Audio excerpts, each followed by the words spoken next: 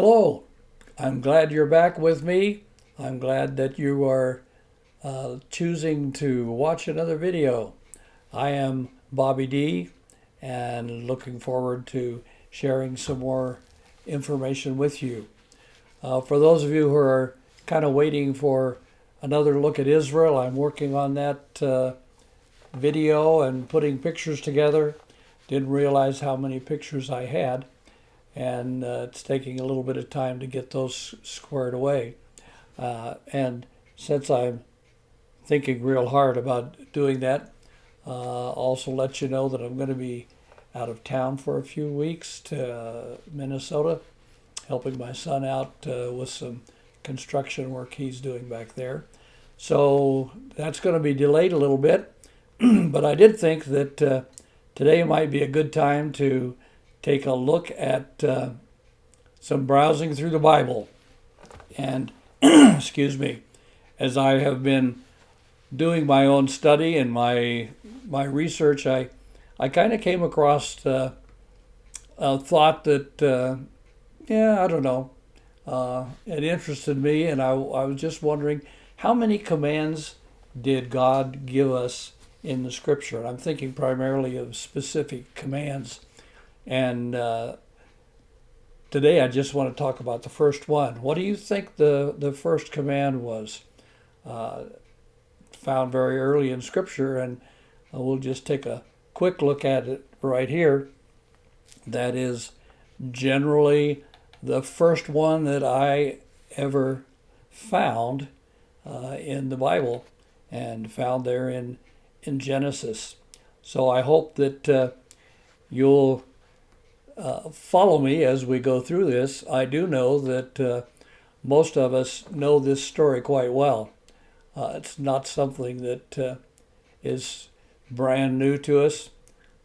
Starts out, of course, in in Genesis, and where God is placing Adam and Eve in the garden. We often call it the Garden of Eden, but actually, when I read through it this last time, it said that there was a garden near Eden, and Eden is actually an area in the Middle East.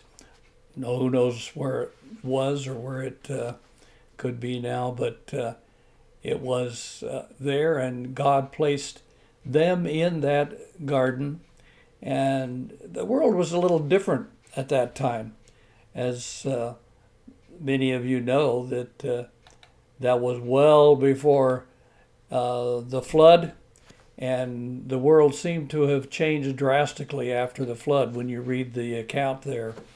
But as you look at this is the first commandment that I found in Scripture, and it's a commandment that was given specifically to Adam and Eve, or in my understanding, that was given to Adam and Eve, or mankind in general, since there are our ancestors, great, great, great, great, great, whatever ancestors. But why was the command given? And I was also reading through Isaiah just this morning, and found out that in Isaiah, the prophet Isaiah says that God created the earth to be inhabited. And in other words, he wanted people here, inhabited not only by animals and but also inhabited by people. But what was the reason? Why did God give this command to Adam and Eve? Well, when you look at it carefully, you find out that the command specifically says, be fruitful and multiply. Well, we've done a pretty good job of that with 7-8 billion people on the planet right now. Maybe we did too good a job at that. I have to think about that a little bit. But he also says we are to subdue the earth, and to subdue all the creatures. Yeah, I'll get it right eventually. So man was kind of the overlord, the overseer. And our responsibility was clearly to take care of God's creation. We were assigned that responsibility. And as I look around us today, I wonder if we've really done a very good job of it. I would have to side with the environmentalists in that regard that we really haven't done a good job on the long run. We may have done a good job in starting the cleanup process, but why did we ever mess it up in the first place? Now the question is, how do we do it in a way that doesn't destroy society and destroy our way of living? Well, interesting thought. I think God gave us the earth, and He expects us to take care of it, and we need to do it in the most positive and the most beneficial way for mankind. That's why God put us here, to enjoy life and to enjoy His creation and to make it better than it was before we were placed there. Well, what do you think about it?